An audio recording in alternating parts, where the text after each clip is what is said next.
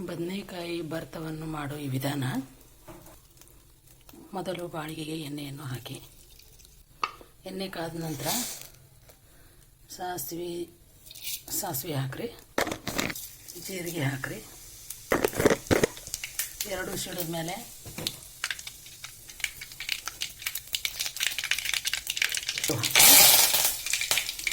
ಆಮೇಲೆ ಹೆಚ್ಕೊಂಡಿರುವಂಥ ಉಳ್ಳಾಗಡ್ಡೆ ಹಾಕ್ರಿ, ಸ್ವಲ್ಪ ಅಲ್ಲ ಬೆಳ್ಳುಳ್ಳಿ ಪೇಸ್ಟ್ ಹಾಕ್ರಿ,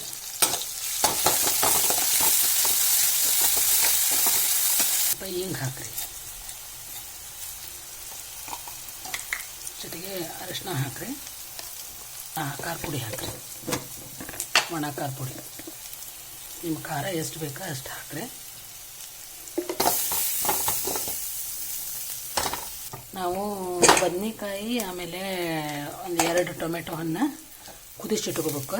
ಕುಕ್ಕರ್ನಾಗ ಒಂದು 2 ಸೀಟಿ ಕುದಿಸಿಟ್ಕೊಂಡ್ಮೇಲೆ ಅದನ್ನು ಈ ಒಗ್ಗರಣೆಗೆ ಹಾಕಬೇಕು. ಒಗ್ಗರಣೆ ಹಾಕಿ ಸ್ಮ್ಯಾಶ್ ಮಾಡಬೇಕು.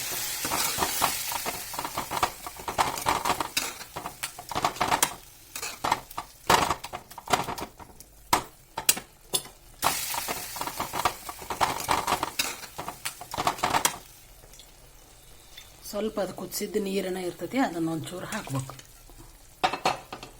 ಆಮೇಲೆ ರುಚಿಗೆ ತಕ್ಕಷ್ಟು ಉಪ್ಪು ಹಾಕ್ಬೇಕು.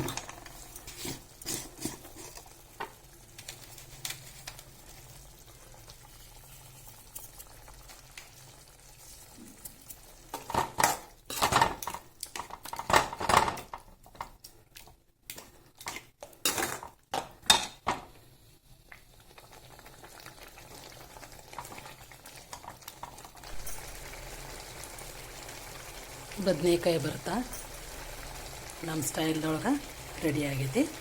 ಮೇಲೆ ಕೊತ್ತಂಬರಿ ಒಂಚೂರು ಹಾಕ್ಬಿಡ್ಬೇಕು.